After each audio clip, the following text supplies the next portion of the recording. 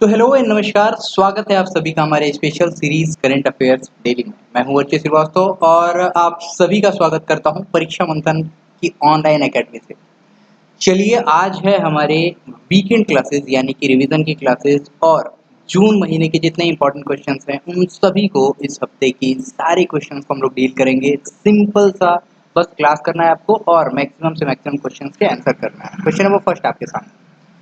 Question है, हाल ही में हमजा अब्दी बर्रे ये किस देश के नए प्रधानमंत्री बनाए गए हैं? आपके सामने चार ऑप्शन है, सोमालिया, स्लोवेनिया, दक्षिण कोरिया या Costa Rica. And the answer is Somalia. देखिए, सोमालिया के अभी हाल ही में नए प्रधानमंत्री के रूप में हमजा अब्दी बर्रे बनाए गए हैं। ये आप देख सकते हैं सोमालिया की लोकेशन, जो कि हॉर्न ऑफ अफ्रीका का पोर्शन है। हॉर्न ऑफ अफ्रीका में चार कंट्रीज आती हैं, जिसमें कि Eritrea, Ethiopia, Djibouti and Somalia, ये चारों मेंशन्ड है। ये चारों पूरी तरह से इसमें रिलेटेड है। अगर हम बात करेंगे इसके बारे में डिटेल्स, तो आपको डिटेल्स आपको मिल जाएंगी यहाँ पे। एंड सोमालिया की कैपिटल है मोगादिशु, मुद्रा सोमाली शिलिंग है एंड इसके राष्ट्रपति हसन शेख मोहम्मद है, जिनकी इमेज आप यहाँ पे देख सकते हैं। और हमजा अब्दी बर्रे ये आप देख सकते हैं इमेज पे। चलिए नेक्स्ट क्वेश्चन की तरफ हम मूव करते हैं। क्वेश्चन हमारे सामने, हाल ही में विश्व मरुस्थलीकरण और सूखा रोकथाम दिवस कब मनाया गया? तो मरुस्थलीकरण यानी कि जो रेगिस्तान बढ़ते चले जा रहे हैं, इसको रोकने के लिए हाल ही में मरुस्थलीय और सूखा रोकथाम दिवस मनाया गया है 17 जून को। ये जून की इंपॉर्टेंट डेज हैं एंड कुछ इंपॉर्टेंट यहाँ पे, जैसे कि इसकी थीम है rising up from draft together, ये इस बार की थीम रखी गई है। एंड इसके अलावा कुछ इंपॉर्टेंट डेज, जैसे कि 2 जून को क्या मनाया गया हमारा, 2 जून को स्थापना दिवस मनाया जाता है हमारे तेलंगाना का। ओके, अगला क्वेश्चन है, हाल ही में पवन ऊर्जा प्रयोग के लिए हाइब्रिड बिजली परियोजना प्रारंभ करने वाला भारत का पहला एयरपोर्ट कौन बना है? Rajiv Gandhi international airport, Chhatrapati Shivaji Maharaj international airport, Indira Gandhi international airport या कोच्चि इंटरनेशनल एयरपोर्ट। और आंसर है आपका छत्रपति शिवाजी महाराज इंटरनेशनल एयरपोर्ट, जिसको हम जानते हैं मुंबई एयरपोर्ट के नाम से। बात करें तो इसका कार्यभार अडानी ग्रुप्स को सौंप दिया गया है। एंड इसके अलावा कुछ इंपॉर्टेंट जो कि आप देख सकते हैं, जब भी हम बात करेंगे इसको हाइब्रिड बिजली परियोजना, हाइब्रिड का मतलब क्या होता है, यानी कि सोलर और एयर, यानी कि विंड और सोलर एनर्जी दोनों को मिला करके, यानी पवन चक्कियां भी चलेंगी एंड इसके साथ ही सोलर पावर भी काम करेगा। इसे हम बोलते हैं हाइब्रिड बिजली परियोजना। It means hydro power project. अनूठी तरह की एक प्रोजेक्ट स्टार्ट की गई है। इससे पहले आपको पता होगा कोच्चि इंटरनेशनल एयरपोर्ट, यूपीएससी और यूपीपीसीएस दोनों में इट्स कोइंसिडेंट कि दोनों ही एग्जामिनेशन में इसका क्वेश्चन पूछा गया कि 100% सौर ऊर्जा से संचालित जो हमारा इंटरनेशनल एयरपोर्ट है, ये कोच्चि इंटरनेशनल एयरपोर्ट है केरल का। नेक्स्ट क्वेश्चन पे चलते हैं। क्वेश्चन हमारा,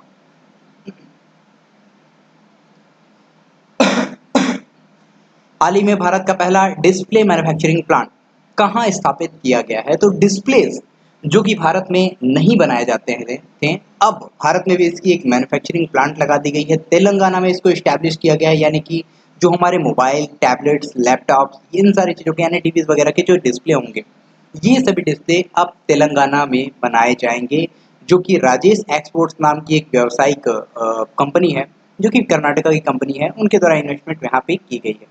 तो तेलंगाना के बारे में कुछ इंपॉर्टेंट फैक्ट देख सकते हैं, जैसे कि तेलंगाना की कैपिटल क्या है, हैदराबाद, जहाँ पे स्टैचू ऑफ इक्विटी, भारत की सबसे बड़ी बैठी हुई प्रतिमा लगी हुई है। ओके, अगले क्वेश्चन पे हम मूव करते हैं। कुछ बहुत सारे फैक्ट्स हैं, बट मैं आज सिर्फ रिवीजन के फॉर्मेट में हूँ, तो खैर हालांकि आप लोग जानना चाहें तो बता देता हूँ आपको इंपॉर्टेंट में। जैसे कि आप अभी हरियाणा का सुना होगा आप लोगों ने, सबसे बड़ा हेलीपैड और सबसे बड़ा हेलीपोर्ट ये हरियाणा में लगाया गया। लद्दाख की बात की जाए तो सबसे ऊंचा मोटरेबल सड़क ये यहीं के उमलिंगला दर्रे में लगाया गया। गुजरात की बात की जाए तो भारत का पहला समुद्री संग्रहालय लोथल में खोला गया। उत्तर प्रदेश की बात की जाए तो 5 इंटरनेशनल एयरपोर्ट वाला पहला जो हमारा राज्य बना है, सर्वाधिक इंटरनेशनल एयरपोर्ट वाला राज्य, ये हमारा उत्तर प्रदेश ही बन गया है। और भारत का सबसे बड़ा इंटरनेशनल एयरपोर्ट रिवर एयरपोर्ट ये यही उत्तर प्रदेश में ही है। अगले क्वेश्चन की तरफ जाने से पहले आपको बता दूं, तेलंगाना की स्थापना 2 जून सन 2014 में आंध्र प्रदेश से अलग होकर हुई थी। यही आंध्र प्रदेश है जो कि भाषाई आधार पर गठित होने वाला पहला राज्य था 1953 में। अगला क्वेश्चन आपके सामने आ गया। हाँ, ये जरूर देखिएगा, जापान, कोरिया, ताइवान में ही ये पहले संभव था मैन्युफैक्चरिंग, ये जो डिस्प्ले की मैन्युफैक्चरिंग होती थी। अब तेलंगाना में भी ये सारी चीज़ें संभव होगी, यानी कि यहाँ पे अब डिस्प्ले वगैरह की कीमत और ज़्यादा सस्ती होगी, जिसको हम लोग इंपोर्ट करते थे, अब यहीं पे हम लोग इसको मैन्युफैक्चरिंग करेंगे। हाल ही में आईएमडी द्वारा जारी वार्षिक वर्ल्ड कॉम्पिटिटिव इंडेक्स 2022 में भारत की रैंकिंग क्या रही? देखिए, आईएमडी की जब हम बात करते हैं तो आईएमडी का मतलब क्या होता है, ये आपके लिए कुछ इंपॉर्टेंट है। जैसे कि institute of management and development, institute of management and development, इन्होंने अभी हाल ही में ऑल ओवर रैंकिंग जारी की इंडिया की, जिसमें कि 37 पोजीशन पे इंडिया रहा। और बात करें फर्स्ट सेकंड थर्ड की, तो फर्स्ट पे डेनमार्क, सेकंड पे स्विट्जरलैंड, थर्ड पे सिंगापुर यहाँ पे रहा। 10th नंबर मिला यूएसए को, चाइना का कहीं नाम अभी नहीं दिख रहा है। और इंडिया की बात कर लें तो 37 पोजीशन पे ये भी आ गया है इंडिया में, ठीक है। बात करें और सारे देशों की, तो यहाँ पे चीन को 17वीं पोजीशन मिली है। एंड वार्षिक विश्व प्रतिस्पर्धात्मक सूचकांक की बात है, डेवलपमेंट इंडेक्स की बात है, 37 रैंक, पहले 43 रैंक पे था। एंड 37 रैंक पे आना ये बहुत बड़ी अपने आप में खुशहाल देखी जाती है इंडिया की तरफ। क्या बात करें यहीं पे हांगकांग, एसएआर ये 5वें नंबर पे था, नीदरलैंड 6वें नंबर पे, ताइवान जो है 7वें पे, फिनलैंड 8वें नंबर पे और नॉर्वे 9वें नंबर पे, यूएसए इसी के साथ 10वें नंबर पे रहा है। ओके, अगला क्वेश्चन है, हाल ही में भारतीय प्रेस परिषद यानी प्रेस काउंसिल ऑफ इंडिया, इसका नया अध्यक्ष किसे नियुक्त किया गया? ध्यान रखिएगा, ये हम लोग सिर्फ रिवीजन क्लासेस ले रहे हैं। अगर आपको इसकी डिटेल चाहिए तो मंडे से लेकर के सैटरडे तक की जितने भी क्लासेस हैं सबको देख डालिए। बहुत ही डिटेल फॉर्मेट में सारे क्वेश्चंस को हम लोगों ने डील किया था। ये सिर्फ और सिर्फ आपका रिवीजन फॉर्मेट है, तो इसको आप याद रखेंगे, ठीक है। तो अभी भारतीय प्रेस कॉन्फ्रेंस जिसको काउंसिल जिसको बोलते हैं, यानी Indian press council of India, इसका नया अध्यक्ष चुना गया है रंजना प्रकाश देसाई, जिनकी इमेज आप देख सकते हैं। एंड रंजना प्रकाश देसाई जो कि एक जस्टिस भी रह चुकी थी, इनके बारे में कुछ इंपॉर्टेंट चीज़ें डील कर लेते हैं। जैसे कि आगे आप देखेंगे सूत्रों के अनुसार ये सुप्रीम कोर्ट की पूर्व न्यायाधीश रह चुकी हैं न्यायमूर्ति रंजना प्रकाश देसाई, और इनको अभी अध्यक्ष के तौर पर चुन लिया गया है। किसकी जगह लेंगी ये? तो ये क्या है, न्यायमूर्ति चंद्रमौली कुमार प्रसाद, ये सेवानिवृत्त हैं, ये अपनी पद का त्याग करेंगे और उनकी जगह पे जो है ये आएंगी, यानी कि जिनका नाम रंजना प्रकाश देसाई आप जान सकते हैं। विनय कुमार सक्सेना की बात की जाए, दिल्ली के नए एलजी हैं। वीएम क्वात्रा भारत के नए विदेश सचिव हैं। नवीन श्रीवास्तव नेपाल में भारत के नए राजदूत बने हैं। हाल ही में आ जाता है आपका क्वेश्चन, हाल ही में उन्मेष अंतर्राष्ट्रीय साहित्यिक, ये सारी चीजें देख लीजिएगा, उन्मेष अंतर्राष्ट्रीय साहित्य महोत्सव, इसको कहाँ पे स्टार्ट किया गया? तो इसको भी हाल ही में हिमाचल प्रदेश में स्टार्ट किया गया। हिमाचल प्रदेश के एक धर्मशाला नामक जगह है, वहाँ पे इसको स्टार्ट किया गया। ये कैसा है, एक साहित्यिक उत्सव है, एक तरह का महोत्सव है, जिसमें कि 3 दिवसीय महोत्सव है। और इसके तहत अधिकार आंदोलन से संबंधित 1000 से अधिक पुस्तकों को प्रदर्शित किया जाएगा। यानी कि 15 देशों के लगभग 425 राइटर्स, पोएट्स यानी कवि, अनुवादक होते हैं, आलोचक होते हैं, ये 60 से अधिक भाषाओं का प्रतिनिधित्व करने वाली एक उल्लेखनीय हस्तियों के साथ लाया जाएगा इनको, और इसको स्टार्ट किया जाएगा, ठीक है। ये हिमाचल प्रदेश से रिलेटेड था। जैसे आप देख सकते हैं बहुत सारी चीज़ें एग्जीक्यूट की गई, तो इससे रिलेटेड आप लोग इन चीज़ों को यहाँ पे ध्यान रखते रहेंगे। हिमाचल प्रदेश जिसकी कैपिटल है शिमला, शिवराज सिंह नहीं, यहाँ पे जयराम ठाकुर जो है यहाँ के चीफ मिनिस्टर हैं। एंड राजेंद्र विश्वनाथ अर्लेकर यहाँ के राज्यपाल प्रेजेंट टाइम में रहेंगे। नेक्स्ट क्वेश्चन की तरफ हम मूव करते हैं। जीएसटी काउंसिल की 47वीं बैठक अभी हाल ही में आयोजित करने की बात की जा रही है। क्वेश्चन ये है कि ये जो 47 राउंड की जो बैठक है, ये समिट है, कहाँ पे आयोजित की जाएगी? तो ये मीटिंग होगी श्रीनगर में, यानी कि जम्मू कश्मीर में होगी। ये ध्यान रखते रहिएगा, 1 जुलाई 2017 को जीएसटी यानी कि वस्तु एवं सेवा कर यानी कि गुड्स एंड सर्विसेज टैक्स जो है, इसकी स्टार्टिंग की गई थी।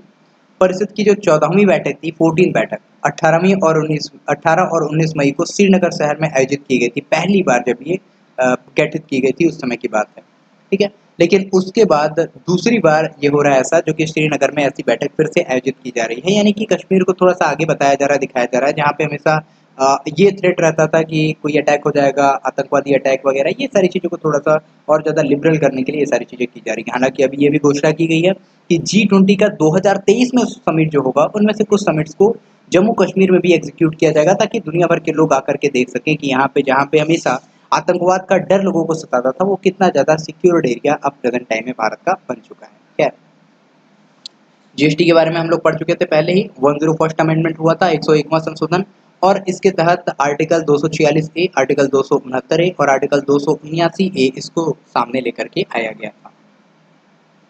अगला क्वेश्चन है, किस राज्य सरकार के द्वारा हाल ही में पीलीभीत टाइगर प्रोटेक्शन फाउंडेशन स्थापित करने की मंजूरी प्रदान की गई? और आंसर है इसका उत्तर प्रदेश। देखिए, उत्तर प्रदेश में ये हमारा पीलीभीत टाइगर रिजर्व, जिसको कि T/2 पुरस्कार मिला था सन 2020 में टाइगरों की संख्या दुगुना करने के लिए। बात करें अभी 2021 में किसको मिला था टाइगरों की संख्या दुगनी करने के लिए T/2 अंतर्राष्ट्रीय पुरस्कार? तो ये मिला था Sathyamangalam tiger reserve of Tamil Nadu. Okay, बात करते हैं आसपास के क्षेत्र में जो बायोडाइवर्सिटी है, यानी कि जैव विविधता है, इनके कंजर्वेशन यानी संरक्षण के लिए इस एरिया को स्पेशली डिक्लेयर किया गया है। पीलीभीत टाइगर रिजर्व को क्या कर दिया गया, इसको पीलीभीत टाइगर रिजर्व फाउंडेशन का गठन कर दिया गया इसके लिए। तो खैर ये आपके लिए कुछ इंपॉर्टेंट हो जाता है। टाइगर प्रोटेक्शन फाउंडेशन स्थापित कर दिया गया, यानी इनके लिए स्पेशली अब फंड्स वगैरह आएंगे और इनकी सिक्योरिटी उनके कुछ एरियाज तक जो है कोई भी ह्यूमन एक्टिविटीज़ को नहीं होने दिया जाएगा। ठीक है। उत्तर प्रदेश सबसे अधिक लोकसभा और राज्यसभा सीटों वाला हमारा प्रदेश है। आप बताएंगे कितनी लोकसभा और कितनी राज्यसभा सीटें हैं उत्तर प्रदेश की। क्वेश्चन है, हाल ही में विश्व युवा चैंपियनशिप 2022 में गोल्ड मेडल जीतने वाले पहले भारतीय भारोत्तोलक यानी कि वेट लिफ्टर कौन बने हैं? ये पहले भारतीय वेट लिफ्टर बन गए हैं विश्व युवा चैंपियनशिप 2022 में गुरु नायडू सेनापति। एंड गुरु नायडू सेनापति की बात करें तो ये मैक्सिको के लियोन में चल रही IWF यानी इंटरनेशनल वेटिंग फेडरेशन की बात करते हैं, वेट लिफ्टिंग फेडरेशन की बात करते हैं, IWF बोलते हैं इसको। इसमें 16 वर्ष के जो वेट लिफ्टर हैं इन्होंने 55 किलोग्राम भार वर्ग में 230 किलोग्राम 140 एंड 126 किलोग्राम के कुल प्रयास के साथ सोने का तमगा यानी कि गोल्ड मेडल इन्होंने जीता, फर्स्ट पोजीशन पर रहे। बात करें गर्ल्स की क्या पोजीशन रही तो सौम्या एस तलवी ने भी कुछ कम नहीं दिखाई, कमी नहीं दिखाई, पूरी दुनिया की यहाँ पे कंपटीशन रही है, ध्यान रखते रहेगा, और ब्रॉन्ज मेडल को जीत करके यहाँ पे थर्ड पोजीशन ऑफ इंडिया इन्होंने क्या किया है, कॉन्फिडेंस में लिया है। हालांकि इनकी अगर एज ग्रुप ये बात की जाए इसकी मतलब जो वेट ग्रुप होता है तो 45 किलोग्राम के वेट ग्रुप में थे, 148 किलोग्राम यानी 65 और 83 किलोग्राम का भार उठा करके फिलीपींस के रोजे रमोस को इन्होंने हराया था। ठीक है, रोजे रमोस और इसके बाद से वेनेजुएला के कैलरिस एम मेंटिला के बाद थर्ड नंबर पे इनकी पोजीशन आई थी। अगला क्वेश्चन है, हाल ही में जारी विश्व शांति सूचकांक 2022 में शीर्ष पर कौन सा रहा? तो देखिए पिछली बार से बहुत ज्यादा कुछ अंतर हुआ नहीं है। जो हमारा वर्ल्ड पीस इंडेक्स था, इस बार का वर्ल्ड पीस इंडेक्स जिसमें कि आइसलैंड जो है टॉप पे रहा पिछली बार की तरह से। भारत की पोजीशन अगर देखी जाए तो भारत इसमें 3 स्टेप चढ़ करके 135 से 138वीं जगह पे जो है यहाँ पे 135वीं जगह पे आ गया। पहले 138 जगह पे था, अब इसकी पोजीशन 135 हो चुकी है। बात करें सबसे ज्यादा खराब पोजीशन की तो अफगानिस्तान पिछले साल की तरह इस साल भी सबसे अंतिम पायदान पे रहा। यमन, सीरिया, रशिया, दक्षिणी सूडान ये सभी लास्ट की पोजीशन पाने वाले शांति के मामले में, यानी यहाँ बहुत कम शांति है। ये सारी सूचकांक के बारे में यहाँ पे शो किया जाता है।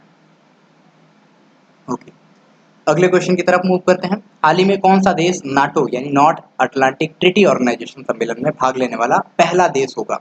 भारत, जापान, दक्षिण कोरिया या पाकिस्तान? और आंसर आप सभी को पता है, जापान और दक्षिण कोरिया दोनों ने ऐलान किया है अभी जो हमारी एक बैठक होने वाली है नाटो की 4 अप्रैल 1949 को, इस बैठक में सदस्यता लेने की, इस बैठक में भाग लेने की। कुछ बातें यहाँ पे थोड़ी ऊपर हो गई हैं, इसको मैं सही कर दूंगा थोड़ा सा, तो आपको ये सारी चीजें दिख जाएंगी। ठीक है, चलिए और देखते हैं हम लोग। जैसे कि इंपॉर्टेंट क्या है यहाँ पे, फूमियो किशिदा जो कि जापान के प्रधानमंत्री हैं, इसके अलावा इनके साथ ही कौन से यून सुक योल जो कि दक्षिण कोरिया के नए राष्ट्रपति हैं, ये दोनों लोग अपने तरफ के पहले नेता होंगे जो नाटो की किसी इस तरह की मीटिंग में भाग लेंगे। नाटो की बात करें तो 4 अप्रैल 1949 में गठन हुआ था। 30 टोटल देश इसके मेंबर्स हैं। मुख्यालय इसका ब्रुसेल्स बेल्जियम में है। महासचिव जेंस स्टोलेनबर्ग हैं। कुछ सदस्य मैंने बताई दिया आपको। और नाटो का अंतिम सदस्य हाल ही में जो बना था ये मैसिडोनिया था, ये आप याद रखेंगे। हाल ही में किस देश के द्वारा अपना तीसरा सबसे उन्नत और पहला पूर्णतः स्वदेशी निर्मित नौसैनिक जहाज फुजान लॉन्च किया गया? बहुत सारे आपके जो आप लोग जो पेपर सॉल्व करते हो, जैसे कि आपके लिए मॉक टेस्ट आता है, बहुत सारे मॉक टेस्ट में ये क्वेश्चन अक्सर पूछा जा रहा है, आगे की एग्जामिनेशन में भी पूछे जाने के चांसेस हैं। ये जो सबसे उन्नत और ये जो फुजान नाम का इनको जो वॉरशिप है, नौसैनिक जहाज है, किस देश का है? और ये सिंपल सा आंसर है इसका, चाइना का ये वॉरशिप है यानी कि नौसैनिक जहाज है। इसके बारे में बात की जाए तो इन्होंने तीसरे विमान महापोत के नाम पे इसको जो है जलावतरण किया, यानी कि इसको लॉन्च किया। एंड ये जो फुजियान है, फुजियान इनका एक पूर्वी तटी का प्रांत है, एक इनका प्रोविंस है, उसके नाम पर इनका नाम इन्होंने कर दिया है। ठीक है, बात करें अपने इंडिया की तो इंडिया ने भी हाल ही में सूरत और उदयगिरी नाम के स्वदेशी, पूरी तरह से स्वदेशी निर्मित जो हमारे 2 वॉरशिप हैं इसको लॉन्च किया था। रशिया की बात की जाए तो इनका मॉस्कोवा नाम का जो जहाज था, इसको भी हाल ही में यूक्रेन की नेपच्यून मिसाइल द्वारा ब्लैक सी जो है इसमें मार करके गिरा दिया गया था। ठीक है, अगले क्वेश्चन की तरफ अब हम मूव करेंगे। ये सब कुछ इंपॉर्टेंट है, बेल्ट रोड इनिशिएटिव से रिलेटेड कुछ इंपॉर्टेंट है जिसको मैंने डील किया था, इसके बारे में आप लोग देखते रहेंगे। इसके बारे में बहुत डिटेल में मैंने आपको पढ़ाया हुआ है पिछले क्लास में। हाल ही में फीफा ई नेशंस कप 2022 के लिए पहली बार किस देश ने क्वालिफाई किया है? तो फीफा यानी फुटबॉल इंटरनेशनल की बात हो रही है यहाँ पे। भारत ने पहली बार 2022 के लिए क्वालिफाई किया है और भारतीय फुटबॉल टीम ने फीफा नेशन 2022 के लिए क्वालिफाई करके इतिहास रच दिया है। पहली बार है तब भारतीय स्पोर्ट्स शोपीस इवेंट में भारत भी खेलेगा। और जब हम बात करते हैं सोफी सीमेंट, कौन सा एस्पोर्ट सोफी सीमेंट, ये बहुत ही इंटरनेशनल लेवल पे फुटबॉल की बहुत बड़ी लीग होती है। एंड 27 से 30 जुलाई तक ये डेनमार्क के कोपेनहेगन में एग्जीक्यूट किया जाएगा। कोरिया और मलेशिया को हरा करके सोफी सीमेंट के लिए भारत ने क्वालिफाई किया है और अपनी पोजीशन को कॉन्फिडेंस में लिया है। किस देश को हाल ही में एफएटीएफ की ग्रे लिस्ट में बरकरार रखा गया है, यानी फाइनेंशियल एक्शन टास्क फोर्स की ग्रे लिस्ट में 4 साल तक बरकरार रहने वाला पाकिस्तान दुनिया भर में बेइज्जती कराता चला जा रहा है और प्रेजेंट टाइम में आप देख सकते हैं। इस बार तो ज़्यादा उम्मीद थी कि एफएटीएफ की ग्रे लिस्ट से बाहर रहा ही जाएगा, लेकिन फिर भी इन्होंने बहुत सारी क्राइटेरियाज, बहुत सारे इनके जो काम बोले गए थे वो सारी चीज़ें इन्होंने पूरी नहीं की और एफएटीएफ के द्वारा फिर से इन्हें ग्रे लिस्ट में बरकरार रखा गया है। जून 2018 में ये पहली बार ग्रे लिस्ट में आए थे और उससे करते करते अभी तक 4 साल पूरे हो चुके हैं और अभी तक ये ग्रे लिस्ट से बाहर नहीं आया। Grey list, green list and black list, 3 list जारी करता है एफएटीएफ। ग्रीन लिस्ट होते हैं जिन्हें कि आईएमएफ और वर्ल्ड बैंक पूरी तरह से फंडिंग जारी कर सकता है, लोन दे सकता है। और जब हम बात करेंगे ग्रे लिस्ट की, तो ग्रे लिस्ट उन जिन कंट्रीज़ को ग्रे लिस्ट में डाला जाता है उन कंट्रीज़ को हम बोल सकते हैं कि ये कंट्रीज़ क्या हैं। इनको 90% पूरी सिक्योरिटी इंस्ट्रूमेंट के साथ, यानी कि 90% इनकी जांच और पड़ताल करने के बाद ही इन्हें क्या है कोई लोन सैंक्शन किया जाता है। जब बात करते हैं ब्लैक लिस्टेड कंट्री की, तो ब्लैक लिस्टेड कंट्री को किसी भी तरह से कोई भी लोनिंग प्रोवाइड नहीं की जाती है, भले वो वर्ल्ड बैंक का लॉन्ग टर्म लोन हो या आईएमएफ का शॉर्ट टर्म लोन। बात करें एफएटीएफ, तो ये G7 में पेरिस में एग्जीक्यूट किया गया था। सबसे पहले पेरिस में इसको लॉन्च किया गया था 1989 में। ओके, क्वेश्चन है किस अंतर्राष्ट्रीय संगठन के द्वारा हाल ही में B3W यानी बिल्ड बैक बेटर वर्ल्ड ये लॉन्च किया गया। देखिए, बिल्ड बैक बेटर वर्ल्ड ये G7 का कॉन्सेप्ट है। G7 में कौन कौन सी कंट्रीज हैं देख सकते हैं आप लोग। इसमें कंट्रीज को मैंने याद कराया था आपको, इटली जर्मनी एक साथ ले लो, फ्रांस यूके एक साथ ले लो, यूएसए एंड कनाडा एक साथ ले लो और जापान को भी अलग कर लो। तो कितना हो गया टोटल 7 कंट्रीज हैं। कभी ये G8 भी हुआ करता था, लेकिन रशिया को 1914 में G8 के सदस्यता से निकाल दिया गया, जस्ट बिकॉज रशिया ने इन्वेजन की थी, आक्रमण किया था किसके ऊपर, क्रीमिया के पोर्शन पे, और क्रीमिया का पोर्शन हथिया लिया था, ऐसा कहा जाता है। ठीक है, खैर। और G7 की बात की जाए तो ये देश की टॉप ऐसी कंट्रीज हैं जिनकी जो है विकसित अर्थव्यवस्था है। आगे चलते हैं, तो G7 के नेताओं ने BRI यानी कि बिल्ड बैक बेटर वर्ल्ड का सॉरी B3W यानी बिल्ड बैक बेटर वर्ल्ड के द्वारा चाइना की BRI प्रोजेक्ट यानी बेल्ट रोड इनिशिएटिव प्रोजेक्ट को काउंटर करने की कोशिश की है। ये आपके लिए कुछ इंपॉर्टेंट है। इसके अलावा हम बात करेंगे जब SCRI यानी सप्लाई चेन रेजिलियंस इंडेक्स, ये भारत, जापान और ऑस्ट्रेलिया के द्वारा बनाया गया सप्लाई चेन रेजिलियंस इंडेक्स एक तरह का। ब्रिक्स में 5 कंट्रीज हैं, Brazil, Russia, India, China, south Africa, और इन 5 देशों के समूह को आप लोग देखते हैं कि इसी का एक बैंक है जिसको न्यू डेवलपमेंट बैंक भी हम लोग बोलते हैं। क्वाड की बात की जाए तो क्वाड के 4 सदस्य हैं, जिनमें कि Bharat, Japan, Australia and USA, ये चारों देश शामिल हैं। एक और नया क्वाड बना जिसे I2U2 की जगह के नाम से जानते हैं। I2 means India and Israel, U2 means USA and UAE, यानी कि 4 कंट्रीज हैं, यूएई हो गया, यूएसए हो गया, इंडिया एंड इसराइल, ये 4 कंट्रीज मिलकर के I2U2 बनाते हैं। इसको सेकंड क्वाड हम लोग बोल सकते हैं। अगला है, हाल ही में विश्व शरणार्थी दिवस कब मनाया गया। तो विश्व शरणार्थी दिवस यानी कि वर्ल्ड रिफ्यूजी डे हाल ही में 20 जून को सेलिब्रेट किया गया। यानी कि आतंक, संघर्ष, युद्ध, अभियोजन, किसी भी तरीके के प्रॉब्लम के कारण अगर अपनी मदरलैंड को छोड़ करके कोई भी रिफ्यूजी अगर कहीं बाहर चला जाता है तो उनके लिए अवेयरनेस फैलाने के लिए, उनको कुछ रिलीफ देने के लिए इस बार, मतलब हर बार मनाया जाता है कौन सा, हमारा विश्व शरणार्थी दिवस। इस बार की जो थीम है ये है together we heal, learn and shine. ये इस बार की थीम है 2022 की। और 2021 की थीम में विस्थापित लोगों की बुनियादी जरूरतों जैसे स्वास्थ्य, देखभाल, पोषण और शिक्षा पर प्रकाश डाला गया था। ओके, क्वेश्चन है किस राज्य सरकार के द्वारा हाल ही में इजराइल के साथ जल सहयोग समझौते पर हस्ताक्षर किया गया। देखिए, ऐसा एक डील पंजाब भी कर रहा है और ऐसी एक डील हाल ही में हरियाणा ने भी कर ली है।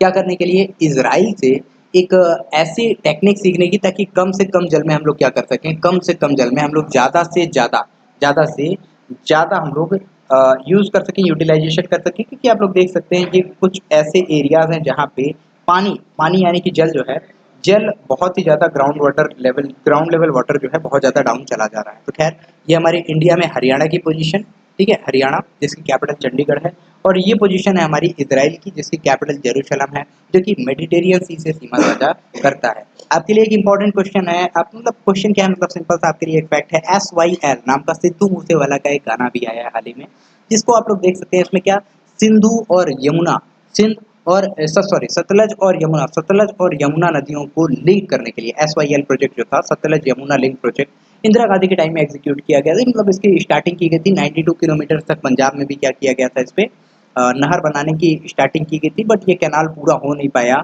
और इसी प्रोजेक्ट को खैर अपनी तरफ से बताने के लिए सिद्धू मूसेवाला का एक लास्ट गाना था, जिसको अभी हाल ही में स्टार्ट किया गया। तो खैर प्रचार नहीं कर रहा हूँ, बस ये बताऊंगा कि कंट्रोवर्शियल है।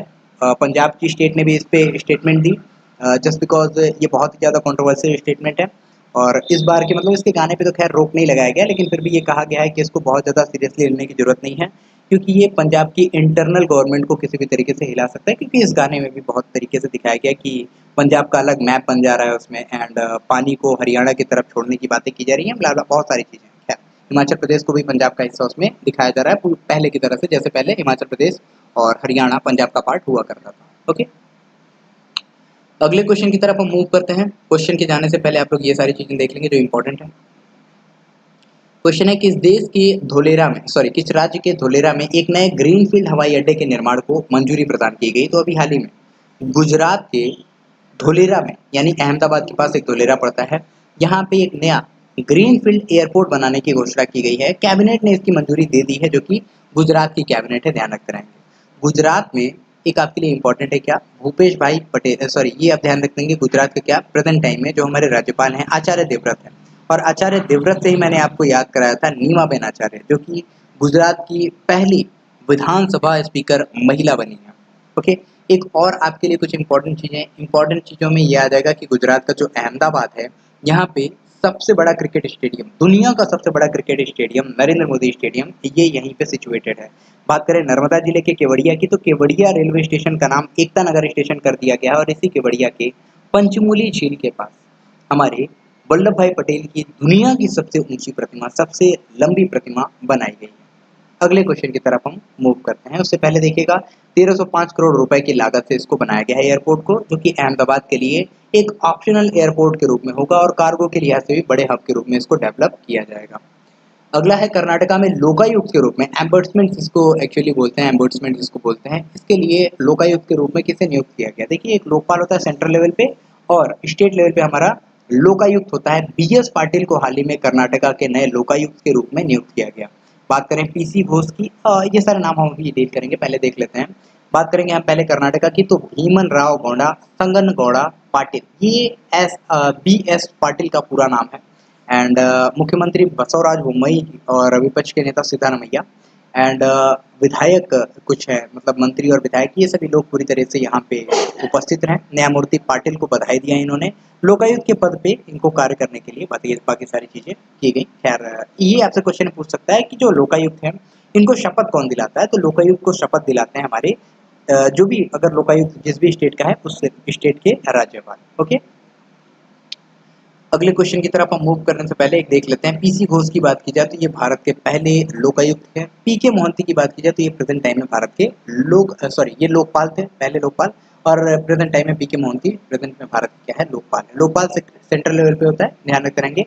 एडमिनिस्ट्रेटिव बॉडीज को ये कंट्रोल करते हैं, अगर उनको किसी भी तरीके से प्रॉब्लम होती है जनता को, तो एडमिनिस्ट्रेटिव बॉडीज, जैसे मान लीजिए किसी ऑफिस में जाकर के कहीं पे रिश्वतखोरी ज्यादा हो रही है, तो ये लोकपाल लोकायुक्त इन्हीं सारी चीजों को कंट्रोल करते हैं। क्या हाल ही में गुस्तावो पेट्रो ये किस देश के नए राष्ट्रपति बनाए गए हैं? कोलंबिया, दक्षिण कोरिया, इजराइल या सोमालिया? और आंसर हो जाएगा आपका कोलंबिया। देखिए, गुस्तावो पेट्रो की आप इमेज देख सकते हैं, जो कि सोमालिया देख सकते हैं आप लोग, ये हमारा साउथ इंडिया अमेरिका कॉन्टिनेंट है। यहाँ पे आपको कोलंबिया दिखाई देगा, और इसके अभी हाल ही में पहले वामपंथी नेता राष्ट्रपति के पद में जीत दर्ज किया है इन्होंने, गुस्तावो पेट्रो के नाम से। और इनके प्रतिद्वंदी कौन थे? Rodolfo Hernandez. तो ये आप इंपॉर्टेंट है, याद रख सकते हैं। ठीक है, आपसे क्वेश्चन पूछता है कि जो हमारा साउथ अमेरिकन कॉन्टिनेंट है, यहाँ से कौन कौन सी रेखाएं गुजरती हैं? तो एक ध्यान रखते रहेगा, एक हमारा भूमध्य रेखा, और एक हमारी कौन सी जाती है? भूमध्य रेखा के साथ हमारी मकर रेखा जाती है, ध्यान रखते रहेंगे। बात करें भूमध्य रेखा कहाँ से जाती है, यानी इक्वेटर कहाँ से जाता है, तो ये इक्वेटर इक्वेडोर से होकर जाता है, कोलंबिया से होता है, ब्राजील से होकर के चला जाता है, यानी 3 देशों से होकर के ये क्या है, गुजरता है, जो हमारा इक्वेटर है। ये आपके लिए इंपॉर्टेंट है। ओके, हाल ही में जारी रिन्यूएबल ग्लोबल स्टेटस रिपोर्ट 2022 के अनुसार भारत किस स्थान पर है? देखिए, ये रिन्यूएबल है, रेगुएबल हो गया है, इसको मैं अभी सही कर दूंगा, चिंता न कीजिएगा। तो भारत की पोजीशन 3rd हो गई है रिन्यूएबल ग्लोबल स्टेटस रिपोर्ट के अनुसार। इसमें क्या है, रिन्यूएबल एनर्जी को कितना ज़्यादा यूज़ किया जा रहा है भारत के द्वारा, इसके बारे में बात बताई गई है। थर्ड पोजीशन भारत की है, फर्स्ट नंबर पे चाइना है, सेकंड पे यूएसए है, थर्ड पे हमारा इंडिया है। और कुछ इंपॉर्टेंट डिटेल्स, जो सारी चीज़ें मैं यहाँ पे बता रहा हूँ आपको, चीज़ें देख सकते हैं। अगला क्वेश्चन आपके सामने, हाल ही में अंतर्राष्ट्रीय योग दिवस कब मनाया गया? सबको पता है 21 जून को इंटरनेशनल योगा डे मनाया गया था। साल 2014 में पहली बार पीएम नरेंद्र मोदी ने इसको मनाने की बात कही थी। और 2014 के बाद से ही अगर बात करें तो 193 सदस्य देशों में से 177 जो यूएन के सदस्य हैं, इन्होंने 21 जून को इंटरनेशनल योगा डे के रूप में मनाने के प्रस्ताव को पूरी तरीके से मान लिया था। ओके, अगला क्वेश्चन है, भारत का पहला डार्क स्काई रिजर्व कहाँ बनाया जाएगा? लद्दाख, उत्तर प्रदेश, कर्नाटक या गुजरात? और ये बनाया जाएगा लद्दाख में। लद्दाख, जो कि आप मैप में भी देख सकते हैं, और लद्दाख का हानले में चांगथांग वन्य जीव अभयारण्य यानी वाइल्ड लाइफ सेंचुरी, इसका एक हिस्सा भारत का पहला डार्क स्काई रिजर्व बनने के लिए तैयार हो जाएगा। बात करें भारत का क्या मतलब पहला डार्क स्काई सेंचुरी की बात की जा रही है, तो ये डार्क स्काई का मतलब क्या होता है? डार्क स्काई का मतलब होता है कि दूसरे क्षेत्रों को प्रदूषित किए बिना बिना जरूरत के हिसाब से प्रकाश की प्राकृतिक व्यवस्था यहाँ पे की जाए। इसको स्वाभाविक तौर से अंधेरे और सितारों की प्रकृति की रोशनी कही जाती है, ये इसमें बताया गया है। बात करें दुनिया का पहला डार्क स्काई नेशन कौन सा है, तो ये है न्यू। अगले क्वेश्चन की तरफ हम मूव करते हैं। हाल ही में एक पुस्तक लॉन्च की गई, Indian constitution the untold story. Question ये है कि ये किसके द्वारा लिखा गया है, द अनटोल्ड स्टोरी, और आंसर आपका क्या हो जाएगा? आंसर हो जाएगा आपका राम बहादुर राय। जी हाँ, राम बहादुर राय ने भारतीय संविधान अनकही कहानी इस नाम की एक बुक को हाल ही में लिखा है। तो ये आपके लिए कुछ इंपॉर्टेंट है, जैसे कि कुछ इंपॉर्टेंट नाम आपको दिए गए हैं। डिटेल क्वेश्चंस को देख लीजिएगा, मैं आपको पहले भी कह रहा हूँ, एक बार इसको देखने के बाद स्पीड बढ़ा करके आप लोग जो हमारी और सारी क्लासेस हैं डेली बेसिस पे, उसको भी देखा आप लोग कीजिए। हाल ही में कौन सा देश भारत के टूटे चावल का सबसे बड़ा आयातक बना है? तो भारत से टूटे चावल का आयात सबसे ज्यादा चाइना कर रहा है प्रेजेंट टाइम में। क्यों? क्योंकि इनको क्या है, नूडल्स बनाने हैं, वाइन बनाने हैं, तो चावल का सबसे बड़ा उत्पादक होने के बावजूद चाइना इंपोर्ट कर रहा है चावल हमारे भारत से। ठीक, और बात करें चाइना में नूडल्स और वाइन बहुत ज़्यादा पॉपुलर है, इस वजह से इन सारी चीज़ों का इंपोर्ट किया जा रहा है, और चावल का सबसे बड़ा उत्पादक प्रेजेंट टाइम में चाइना है। सेकेंड नंबर पे हमारा इंडिया आ जाता है। बात करें स्टील उत्पादन में, तो वो भी चाइना फर्स्ट नंबर पे है, इंडिया सेकंड नंबर पे है। इराक की बात करें तो इराक का अभी हाल ही में क्या है, इराक की बात करें तो सावा लेक यहाँ का पूरी तरीके से सूख चुका है, जिसके बारे में हम लोगों ने बात की थी। रशिया की बात करें तो यहाँ पर लेक बैकाल है, बैकाल झील है। सिंगापुर की बात करें तो ये क्या है, रशिया की बात करते हैं तो ये दूसरा सबसे बड़ा पेट्रोलियम के एक्सपोर्ट करने में फर्स्ट नंबर पे आया है भारत को। इराक सबसे ज्यादा पेट्रोलियम का एक्सपोर्ट करता है भारत को। और सिंगापुर की बात की जाए तो एफडीआई यानी फॉरेन डायरेक्ट इन्वेस्टमेंट सबसे ज्यादा हमारा सिंगापुर से इस साल आया है। हाल ही में क्वेश्चन है, कौन सा एयरपोर्ट विश्व का सर्वश्रेष्ठ एयरपोर्ट बन गया है? Hamad international airport, Tokyo international airport, Changi airport of Singapore है, या फिर Kempegowda international airport Bengaluru? Answer हो जाएगा Hamad international airport of Qatar. इसको आप लोग देख सकते हैं, ये हमाद इंटरनेशनल एयरपोर्ट जो है लगातार दूसरे वर्ष दुनिया का सबसे बड़ा इंटरनेशनल एयरपोर्ट बना। सेकंड पे आया टोक्यो अंतर्राष्ट्रीय हवाई अड्डा हानेडा का, और सिंगापुर चांगी हवाई अड्डा ये थर्ड नंबर पे आया था। बात करें हम किसकी, ये कतर की, तो कतर कहाँ पे है? कतर आपको यहाँ पे दिखाई देगा। देखिए हमाद इंटरनेशनल एयरपोर्ट की बात की जा रही है, कतर में है, तो ये कतर आपको यहाँ पे छोटा सा दिखाई दे जाएगा। ये पोजीशन है कतर की, यूएई और बहरीन के पास, सऊदी अरब से आगे। एंड कैंपेगौड़ा अंतर्राष्ट्रीय हवाई अड्डे की बात की जाए जो बेंगलुरु कर्नाटका में है, इसको भारत और दक्षिण एशिया में बेहतरीन क्षेत्रीय यानी रीजनल हवाई अड्डे के रूप में घोषित किया गया था। क्वेश्चन है, हाल ही में बालिका पंचायत प्रारंभ करने वाला भारत का पहला राज्य कौन सा बना है? और आंसर्स में आपके हो जाएंगे कौन सा, गुजरात जो है ये पहली बालिका पंचायत 2021 में स्टार्ट किया था। अभी तक बेटी बचाओ बेटी पढ़ाओ की योजना को बहुत आगे लेते जा रहा है। और इसमें जो बच्चों की एज रखी थी, बच्चियों की जो एज रखी गई थी कि 11 से 12 साल की जो बच्चियां हैं, 11 से लगभग 21 साल की जो बच्चियां हैं, 11-12 साल से 21 साल की बच्चियों को इसमें क्या है मतलब मौका दिया जाएगा। इनको पॉलिटिक्स और समाज से जुड़ने का मौका दिया जाएगा, पॉलिटिक्स और समाज की जानकारियां दी जाएंगी, ताकि ये भी अपने इन सारी फील्ड्स में भी बेहतर भूमिका निभा सकें। ठीक है, अगले क्वेश्चन की तरफ हम मूव करते हैं, जो हमारे लिए मोस्ट इंपॉर्टेंट है। क्वेश्चन क्या है, हाल ही में कितने राज्यों के हाईकोर्ट के नए मुख्य न्यायाधीशों की नियुक्ति की गई है? तो टोटल 6 राज्यों के नए मुख्य न्यायाधीश चुने गए हैं, जैसे कि justice Satish Chandra Sharma Delhi high court, justice Vipin Sanghi Uttarakhand high court, justice Ujjal Bhuyan Telangana high court, justice Amjad Ahtesham Sayed Himachal Pradesh high court, justice Shinde Sambhaji Shivaji Rajasthan high court, justice Rashmin Manhar Bhai Chhaya Guwahati high court. And next question आपके सामने अब बोल रहा है, आगामी फीफा वर्ल्ड कप आप लोगों ने सुना होगा तो आगामी फुटबॉल टूर्नामेंट है फीफा वर्ल्ड कप 2026 का आयोजन कहाँ पे होगा, ये क्वेश्चन पूछ रहा है। 2022 का कहाँ पे होने वाला था, 2022 का, ये आप लोग बताएंगे 2 मिनट में आप लोग मेंशन करें 2022 का, उसके बाद मैं बताऊंगा आपको 2026 का कहाँ पे होने वाला है। तो सभी यानी कि कनाडा, अमेरिका और मैक्सिको, कनाडा, अमेरिका और मैक्सिको, इन तीनों देशों को एक साथ चुना गया है। किस चीज़ के लिए? एक साथ चुना गया है इन तीनों को एक एग्जीक्यूशन के लिए, यानी कि फीफा की एग्जीक्यूशन के लिए। फीफा यानी कि जो हमारा फुटबॉल इंटरनेशनल से रिलेटेड है, एक तरीके का इंटरनेशनल फेडरेशन है ये फुटबॉल का, जिसकी कि 1904 में स्थापना हुई थी, ज्यूरिख स्विट्जरलैंड में इसका हेडक्वार्टर है। एंड आगे की बात करें तो 2022 का जो हमारा फीफा वर्ल्ड कप हुआ था, इसको कतर ने होस्ट किया था, ये आप याद रखेंगे। और इसके अलावा जब हम बात करें, इसके अलावा इंपॉर्टेंट क्या हो जाएगा हमारा नॉर्थ अमेरिका कॉन्टिनेंट, जिसको हम लोग यहाँ पे देख सकते हैं, जिसमें 3 देश हैं हमारे। कौन से? कनाडा है, ये यूएसए का ही पोर्शन है अलास्का वाला, फिर उसके बाद मैक्सिको है। 3 देशों में ये आयोजित किया जाएगा। ओके। और अगर बात आपको जाननी हो इंपॉर्टेंट, तो अमेरिका के 11 शहर, मैक्सिको के 3 शहर और कनाडा के 2 शहर, ये मिलकर के टोटल 48 टीमों को मैनेज करेगी। और 23वां संस्करण है ये इस बार फीफा का, याद रखेंगे। अंबुबाची मेले का आयोजन हाल ही में किस राज्य में किया गया? ये आपका सिंपल सा क्वेश्चन है, और सिंपल से क्वेश्चन का सिंपल सा आंसर, असम में हाल ही में अंबुबाची मेले का आयोजन किया गया। अंबुबाची क्या है? ये 51 शक्तिपीठों में से असम के गुवाहाटी शहर में स्थित कामाख्या देवी मंदिर में एक है। और पुराणों के अनुसार ये माँ कामाख्या देवी का ऐसा स्थान है जहाँ पे इनकी योनि भाग गिरा था, और इस वजह से इन शक्तिपीठ की क्या है, 22 जून से यहाँ पे अंबुबाची मेले की भी शुरुआत यहाँ पे कर दी गई। बात करते हैं हम लोग असम की, जिसकी कैपिटल है दिसपुर। प्रेजेंट टाइम में चीफ मिनिस्टर हेमंता बिस्वा शर्मा। जगदीश मुखी यहाँ के हैं राज्यपाल, जिनको कि नागालैंड का एक्स्ट्रा चार्ज भी दे दिया गया है। कार्बी आंगलोंग समझौता असम से रिलेटेड है, और बहुत सारी चीजें जो इंपॉर्टेंट है इसको आप लोग रिलेट करके याद करते रहेंगे। और जब बात करेंगे हम असम की, तो असम में हमारे 7 नेशनल पार्क हैं। कौन कौन से?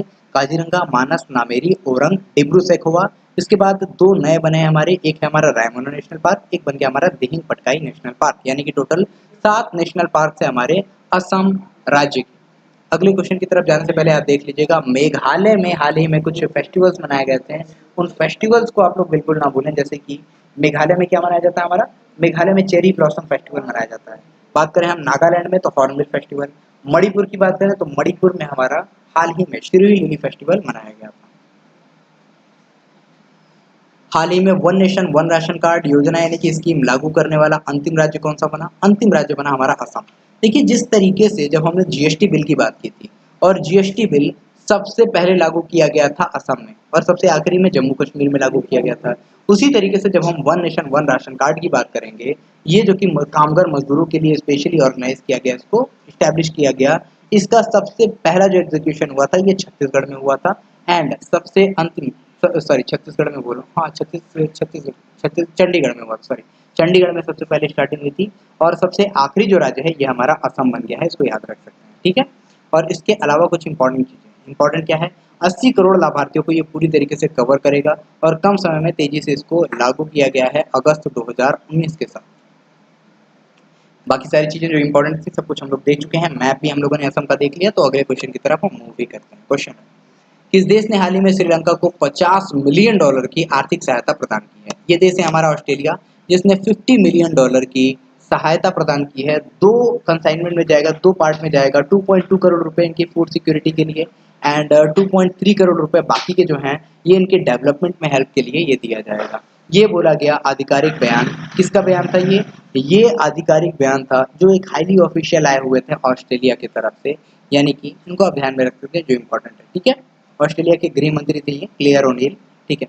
नेक्स्ट क्वेश्चन की तरफ अब हम मूव करेंगे। क्वेश्चन हमारे सामने, राष्ट्रपति चुनाव के लिए उम्मीदवार, सिर्फ 1 मिनट मैं आपको बता दूं, ये श्रीलंका इतना ज़्यादा बर्बाद क्यों हो गया है, इसके पीछे के कुछ रीजंस हैं। इनकी जो टूरिज्म, टी और टूरिज्म पे जो इनका पूरी तरीके से बेस्ड था, इनका इंफ्रास्ट्रक्चर और इनकी जो डेवलपमेंट थी। टी की बात की जाए तो इनका टी का सबसे बड़ा जो इनका इंपोर्टर था वो रशिया और यूक्रेन थे, जिनमें कॉन्फ्लिक्ट की वजह से यहाँ पे दिक्कतें आई। और उसके अलावा चाइना की बेल्ट रोड इनिशिएटिव, डेप्ट ट्रैप पॉलिसी जिसको बोलते हैं, इसकी वजह से यहाँ पे बहुत ज़्यादा प्रॉब्लम हो गई। और फॉरेक्स रिजर्व इनका बहुत ज़्यादा घट गया, जिस वजह से ये प्रॉब्लम्स यहाँ पे आते हुए देखी गई। कोविड-19 की वजह से भी टूरिज्म बहुत ज़्यादा घट गया था। ये सब कुछ इंपॉर्टेंट था, ठीक है। अगला है राष्ट्रपति चुनाव के लिए एनडीए उम्मीदवार श्रीमती द्रौपदी मुर्मू, ये किस राज्य की पूर्व राज्यपाल रह चुकी हैं? तो ये झारखंड की पूर्व राज्यपाल रह चुकी है। झारखंड जो कि 15 नवंबर सन 2000 में बन करके सामने आया था और ये बन चुकी हैं क्या एनडीए की उम्मीदवार फॉर राष्ट्रपति। तो ये ध्यान रखेंगे और ये पूर्व राज्यपाल ऑफ झारखंड रह चुके हैं। ऐसे क्वेश्चन पूछने के चांसेस बहुत ज़्यादा दिखाई देते हैं। स्टेटमेंट में पूछ लेगा तो भी ध्यान रखते रहेगा। द्रौपदी मुर्मू अगर राष्ट्रपति बन जाती हैं तो ये होंगी भारत की पहली ट्राइबल महिला राष्ट्रपति। और भारत की पहली महिला राष्ट्रपति कौन थी? ये हमारी प्रतिभा पाटिल थी, याद रखेंगे। ठीक है। हाँ, यूपीए की तरफ से हर्षवर्धन सिन्हा उठे हैं, ये भी आप याद रखेंगे। और अगले क्वेश्चन की तरफ हम मूव करते हैं। हाल ही में प्रधानमंत्री नरेंद्र मोदी के द्वारा स्वतंत्रता संग्राम सेनानियों के लिए अंडरग्राउंड क्रांतिकारी गैलरी का उद्घाटन कहाँ पे किया गया है? राखीगढ़ी, हैदराबाद, लातूर या मुंबई? और आंसर हो जाएगा आपका मुंबई। देखिए, मुंबई के राजभवन में सी विद्यासागर राव के वक्त में एक भूमिगत तहखाना खोजा गया था। ये बात की जाए तो 2016 की बात है, उस समय इसको खोजा गया था। और उस समय के बाद से अभी क्या है, इसके लगभग 13 बंकरों को खोजा गया था।